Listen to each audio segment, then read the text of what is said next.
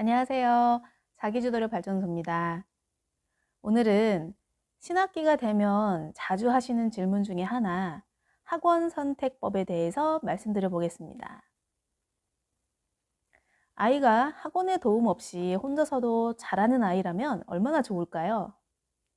하지만 대부분의 아이들은 이런 기대에 미치지 못하죠.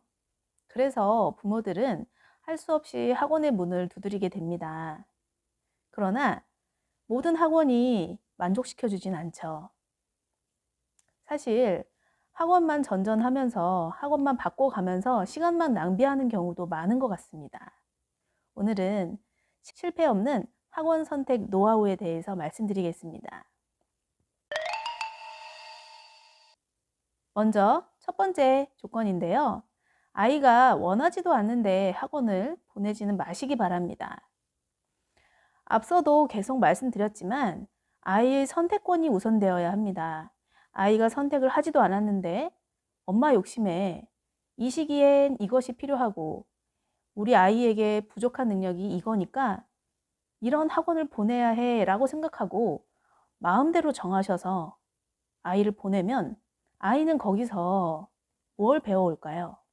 준비도 되지 않은 아이에게 억지로 밀어 넣는다고 아이가 배울까요? 잠깐의 눈속임은 가능하겠지만 정말로 우리가 원하는 것은 얻을 수 없을 겁니다. 학교에서 만나는 친구들의 안타까운 사연 중에 하나는 엄마가 억지로 학원을 보내서 할 수 없이 가야 된다고 풀이 죽어 있는 아이들입니다. 엄마하고 솔직하게 터놓고 얘기를 해보라고 해도 소용이 없다는 말을 많이 합니다. 그만큼 엄마는 확신에 가득 차 있고 아이는 불완전한 존재라는 인식이 깔려있기 때문인 것 같습니다. 하지만 공부의 주체는 아이입니다. 이 점을 잊지 마시기 바랍니다. 만약 아이가 학원을 보내달라고 얘기한다면 이제 목표를 명확히 할 차례입니다. 보통은 아이가 학원을 보내달라고 하면 집 근처 또는 유명한 학원에 문을 두드리게 되고 거기서 상담을 받고 감에 의존해서 선택을 하곤 합니다.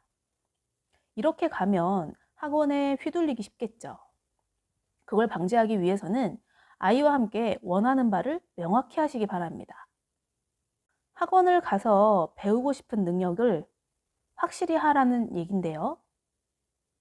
영어라면 리딩인지 문법인지, 수학이라면 개념학습인지 심화학습인지 이렇게 큰 틀을 정해놓고 내가 배우고자 하는 능력을 명확히 하신 다음 좀 더 세부적인 사항으로 들어가 보시기 바랍니다.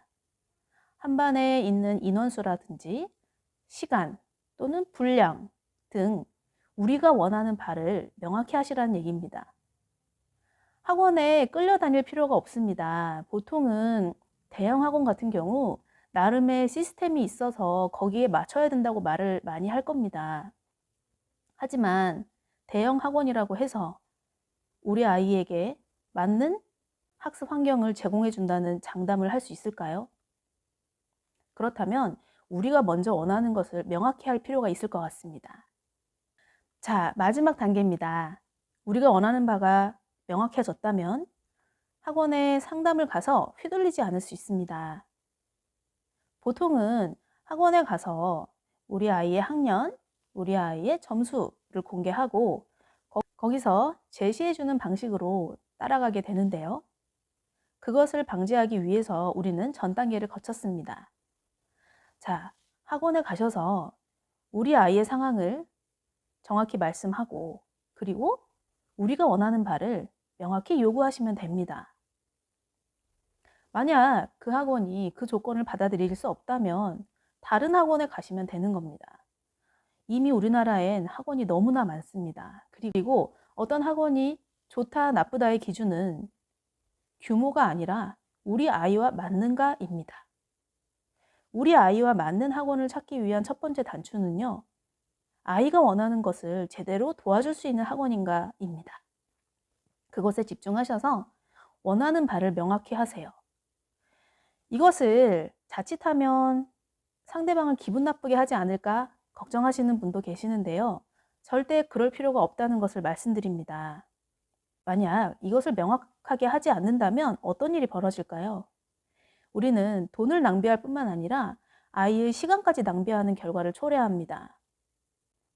아이 입장에서는 성적을 향상시킬 수 있는 아주 소중한 시간을 투자하는 것인 만큼 우리는 꼼꼼히 따져봐야 하고 요구해야 합니다. 특히 학원에 상담을 가셔서 원장 선생님과 상담을 하기보다는 아이를 직접 가르치는 분을 만나보길 추천드립니다. 너무나 당연하게도 원장 선생님은 경력이 많고 경험이 많겠지만 우리 아이와 직접 대면하는 선생님께 원하는 바를 명확히 설명하는 것이 훨씬 더 효과적입니다. 당연하게도 한 다리를 건너게 되면 모든 정보는 왜곡되기 마련이죠. 이것을 방지하기 위함입니다. 또한 직접 가르치는 선생님 입장에서도 아이의 부모님을 직접 만나는 것과 간접적으로 만나는 것은 많은 차이가 있습니다. 이 점을 기억하셔서 가능하면 꼭 아이를 직접 가르치는 선생님을 만나보시길 추천드립니다. 자, 오늘 말씀드린 학원 선택 노하우 좀 도움이 되셨으면 좋겠습니다. 수학뿐 아니라 어떤 과목이든 학원을 보내려고 마음 먹으셨다면 반드시 이 과정을 거치시고 혹시나 아이가 학원을 원하지 않는다면 억지로 보내시지 말기 바랍니다.